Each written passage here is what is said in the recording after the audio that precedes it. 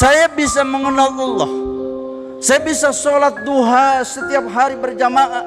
Saya bisa mengenal Al-Quran bahkan di TJ ini, SMP dan SMK Tirtajaya.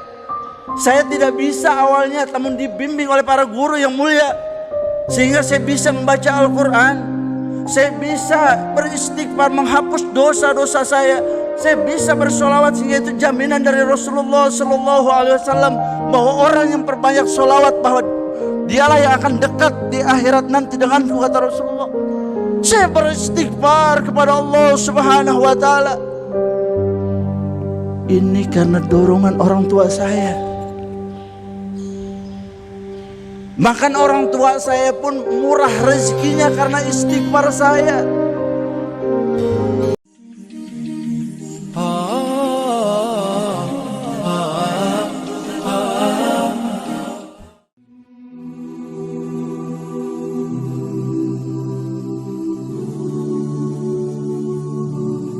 Assalamualaikum warahmatullahi wabarakatuh.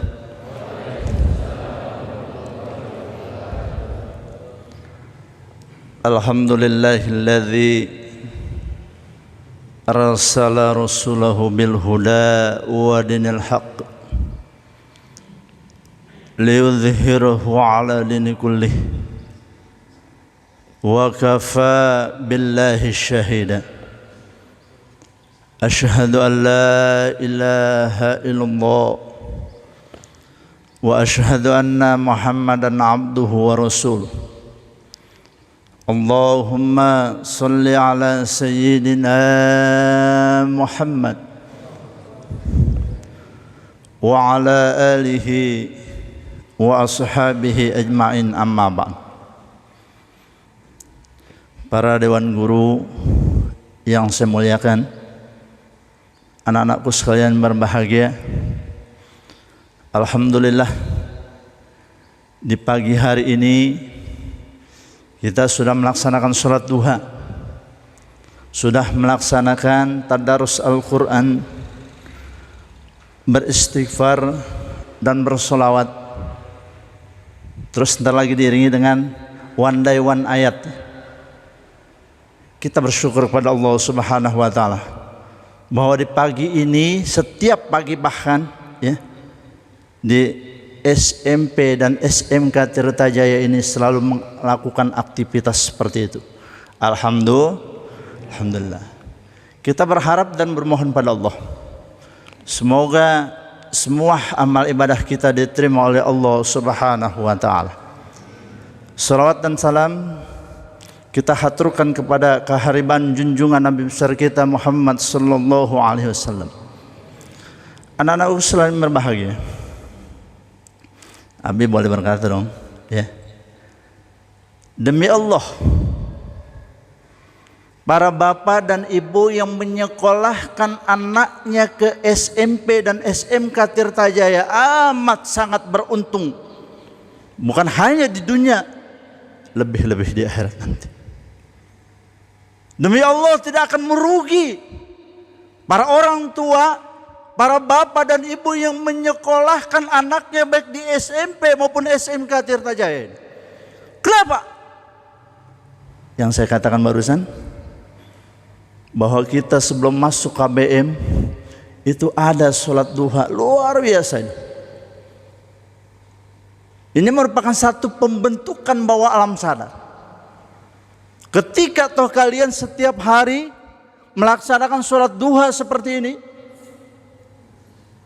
jangankan sampai 3 tahun, 21 hari ini sudah masuk bawah alam sadar, dan ini sudah menjadi satu rutinitas nantinya. Alhamdulillah. Kita berdoa dulu, pasrah dulu kepada Allah Subhanahu wa Ta'ala sebelum kita menuntut ilmu. Kenapa? Karena memang kita diciptakan di dunia ini, wa ma khalaqtul jinna wal insa illa liya'budun.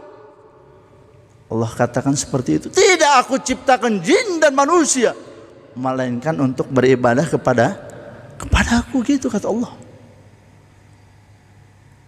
Setelah sholat duha, Pak, ya, setelah sholat duha tadarus Al-Quran,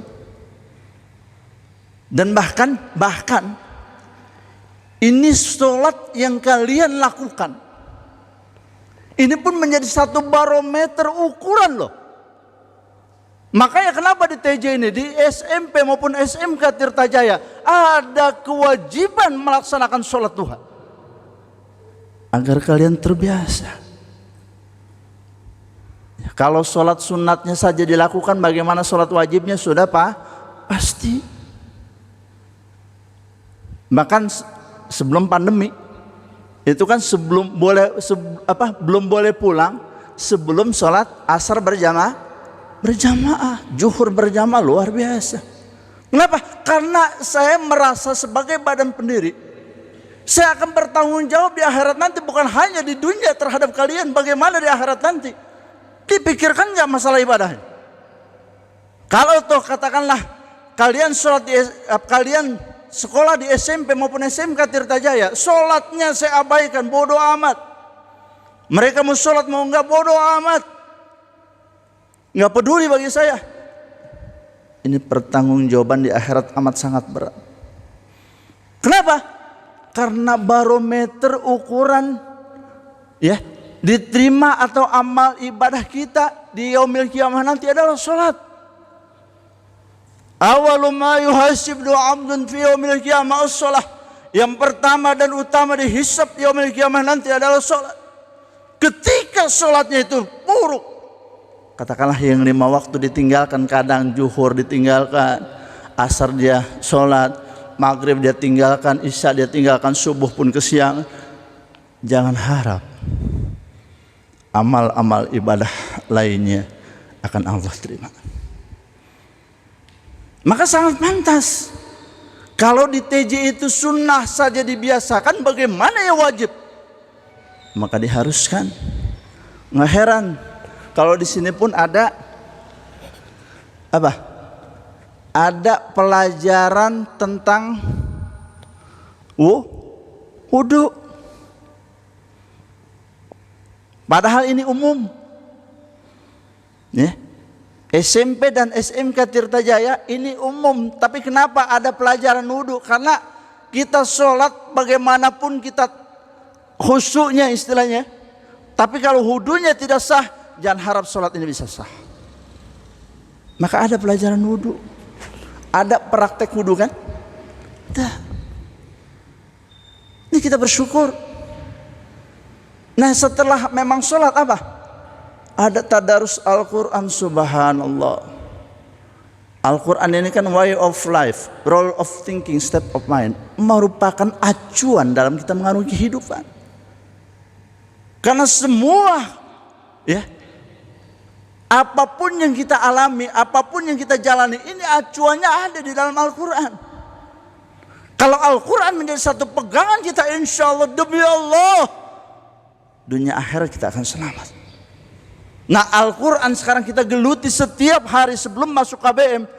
Ini yang akan menjadi penyelamat kita di akhirat nanti. Makanya saya tidak heran saya katakan bahwa orang-orang tua, baik para bapak dan ibu yang menyekolahkan anaknya di SMP dan SMK Tirtajaya ini, amat sangat beruntung. Bukan hanya di dunia, lebih-lebih di akhirat nanti. Setelah tadarus Al-Quran apa? Baca sholawat.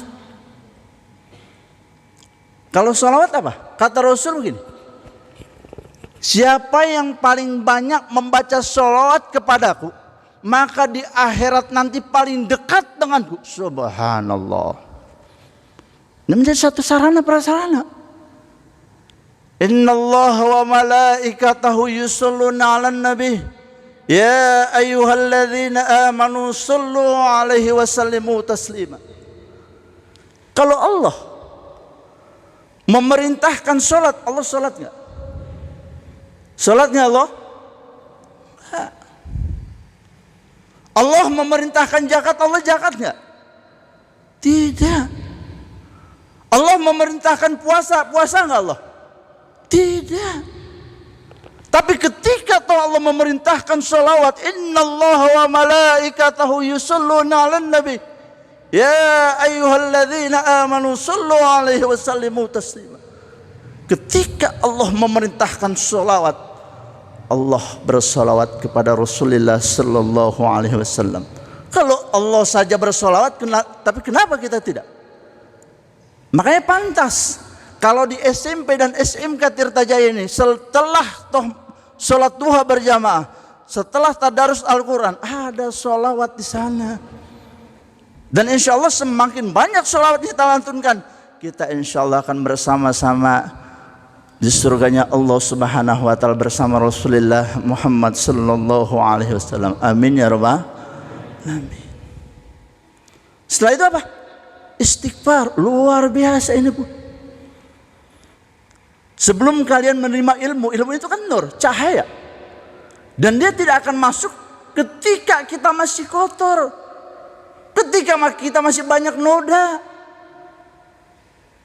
Nah, ilmu itu bisa masuk. Bagaimana kondisinya? Saat kita memang bersih dan suci. Maka istighfar ini sebagai salah satu solusi. Kenapa? Kaidah mengatakan la shaghair ma'al istimrar wala kabair ma'al istighfar. Tidak ada dosa kecil yang ditumpuk-tumpuk dan tidak ada dosa besar yang digempur dengan istighfar. Alhamdulillah suci kita.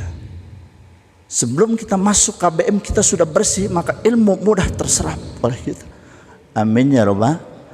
Maka saya katakan sangat amat beruntung bagi para orang tua, para bapak dan ibu yang menyekolahkan anaknya ke SMP dan SMK Tirtajaya ini. Kenapa? Bukan hanya dunia, lebih-lebih di akhirat nanti. Ada satu kisah gini. Ketika seorang anak itu masuk surga,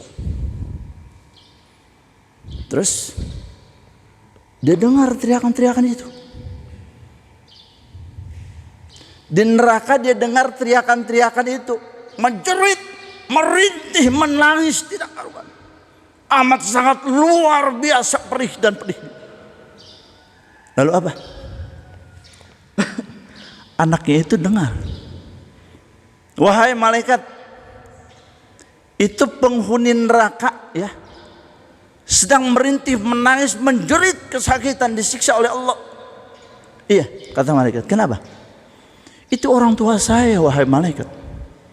Oh, nggak peduli, biarkan saja dia masuk neraka, biarkan saja. Memang itulah ulahnya, memang itulah perbuatannya, memang itulah tingkah lakunya, memang itulah pekerjaan yang sesat di dunia sebelumnya. Kata anaknya itu, oh nggak bisa malaikat.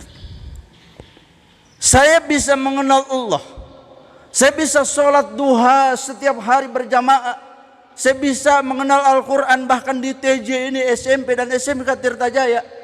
Saya tidak bisa awalnya, namun dibimbing oleh para guru yang mulia, sehingga saya bisa membaca Al-Quran, saya bisa beristighfar menghapus dosa-dosa saya bisa bersolawat, sehingga itu jaminan dari Rasulullah Sallallahu Alaihi Wasallam bahwa orang yang perbanyak solawat bahwa dialah yang akan dekat di akhirat nanti denganku, kata Rasulullah. Saya beristighfar kepada Allah Subhanahu Wa Taala. Ini karena dorongan orang tua saya. Bahkan orang tua saya pun murah rezekinya karena istighfar saya. Kan ada doanya itu, apa? Faqultu astaghfiru rabbakum innahu kana ghafara yursilis samaa alaikum midrara. Nah, wa yumdid bi amwali wa bani.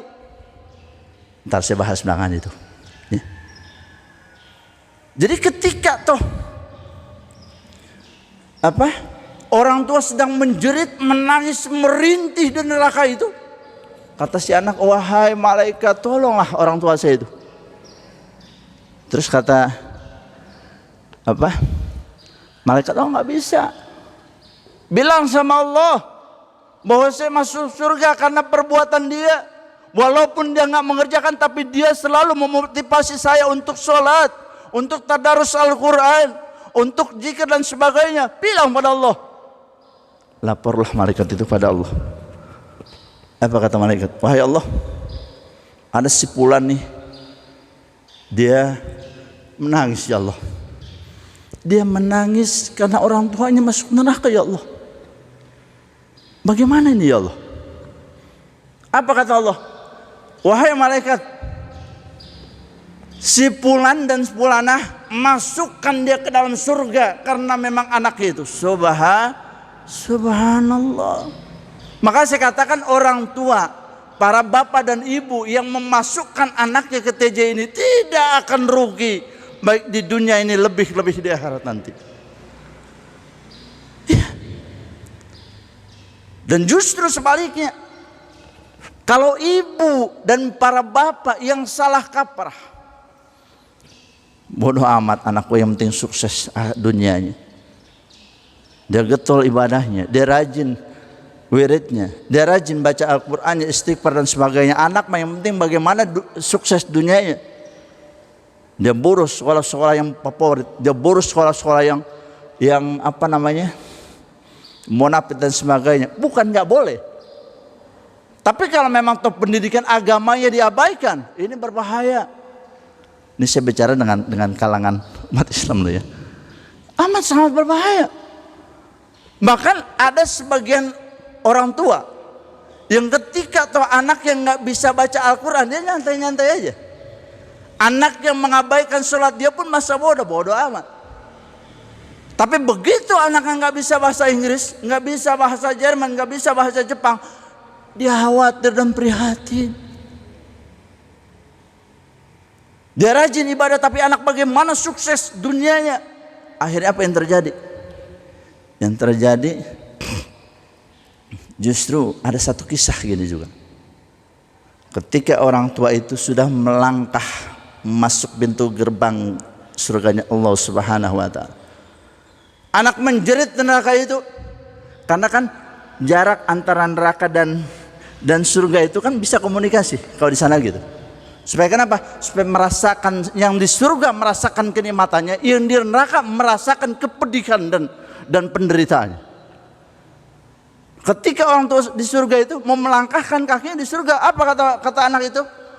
Wahai Allah, saya minta keadilanmu ya Allah, saya minta pertanggungjawabanmu ya Allah, bahwa saya masuk neraka seperti ini gara-gara si itu Allah. Gara-gara orang tua saya yang tidak tanggung jawab ya Allah, si fulan dan fulanah ya Allah, seret dia ke neraka ya Allah. Na'udzubillah. Kata Allah, kenapa memang?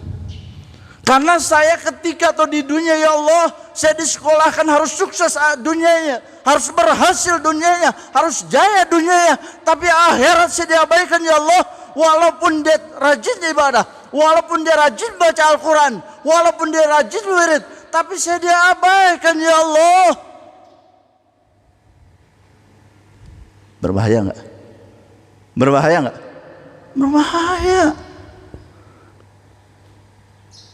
Apalagi anak itu tahu enggak? Kullu mauludin yuladu alal fitrah. Setiap anak yang lahir itu bagaikan kertas putih, tergantung mak bapaknya ya. Tergantung mak bapak kalian yang mewarnai apa nih gitu. Nah, anak itu minta pertanggungjawaban dong. Ya Allah, saya masuk neraka ini gara-gara orang tua saya itu ya Allah, seretnya ke neraka ya Allah. Diseretlah ke neraka orang tua itu. Karena apa? Karena memang mengabaikan anaknya itu. Maka para orang tua, para bapak dan ibu, tolong mindsetnya di sekarang ada apa? Jangan karena menyekolahkan anak mempunyai satu motivasi bagaimana anak itu berhasil karena dunianya. Oh, masalah dunia itu Allah sudah jamin. Bukan karena pendidikan atau titel atau jabatan yang apa? Katakanlah, bukan karena titel dan jabatan, ya.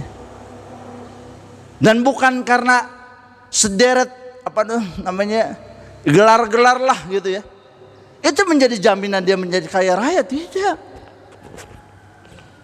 Kalau memang kekayaan itu ya, diukur karena barometer dia sederet apa namanya titelnya itu, Mungkin ya, mohon maaf, para profesor itu yang paling kaya. Kalau memang toh orang berhasil atau sukses di dunianya karena tenaga, mungkin yang gali-gali jalanan, gali-gali apa lubang-lubang dan sebagainya, orang-orang dan sebagainya, itu yang paling kaya, ya kan? Tapi nggak kesana. Kenapa? Tadi saya katakan dalam surat Nuh itu, Faqultu astaghfiru rabbakum innahu kana ghaffara yursilis samaa 'alaikum midrara wa yumdid bi amwali wa banin. Hebatnya tuh, ada satu kisah ketika Imam Hasan Al-Basri didatangi murid-muridnya, itu ada 3 orang. Ya. Ada 3 orang. Yang pertama apa? Yang pertama itu datang, ya wahai Imam, saya sudah married cukup lama namun belum punya keturunan ya Imam. Kata Imam, sang Imam, perbanyak istighfar. Bukan beristighfar lah, bukan. Perbanyak istighfar. Terus apa lagi? Datang satu lagi, wahai Imam, saya sudah berupaya sekeras mungkin dan sebagainya, namun saya tidak kaya-kaya Imam. Apa kata Imam? Perbanyak istighfar. Terus ada lagi, datang lagi satu lagi, wahai Imam, sakit saya sudah menaun loh Imam. Lalu bagaimana obatnya Imam? Kata Imam, perbanyak istighfar. Luar biasa. Ketika pulang tamu itu semua, istrinya nanya, wahai Tuan Guru, wahai suamiku, semua pasien yang tadi datang itu dengan konteks yang berbeda, kenapa jawabannya sama? Maka dibacakanlah ayat tadi, ya. Faqultu astaghfiru rabbakum innahu kana ghaffara yursilis samaa 'alaikum midrara wa yumdid bi amwali wa banin. Nah ini stressing, ini poinnya. Ketika kita memperbanyak istighfar, kata Allah apa? Allah jamin harta benda kita. Kenapa? Karena konsepnya kita lahir di dunia ini bukan kemauan kita, ya kan? Bukan kemauan kita. Apa ada kita lahir di dunia ini, wahai Allah, ciptakan nanti saya dan saya harus punya TJ? Ada nggak gitu? Nggak ada. Wahai Allah, ciptakan saya nanti ke muka bumi ini dan saya pengen sekolah di SMP atau SMK Tirtajaya. Ada nggak? Nggak ada. Kita lahir itu kehendak Allah. Dan ingat, Allah Maha Rahman dan Rahim. Dengan sifat Rahman dan Rahim, ya Allah, nggak akan mungkin terjadi kita lahir ke dunia ini Allah akan siksa kita. Tidak akan mungkin terjadi itu. Lalu bagaimana? Dekat aja kepada Allah. Dekatin Allah yang punya dunia ini, dekatin Allah, insya Allah apapun keperluan kita, apapun kebutuhan kita, Allah akan jamin. Salah satunya apa? Istighfar tadi itu. Wa yumdid bi amwali wa banin. Allah akan perbanyak harta kita dan Allah akan perbanyak keturunan kita. Alhamdulillah. Mungkin hanya ini yang dapat saya sampaikan. Kurang lebih mohon maaf. Billahi taufiq wal hidayah. Wa assalamualaikum warahmatullahi wabarakatuh.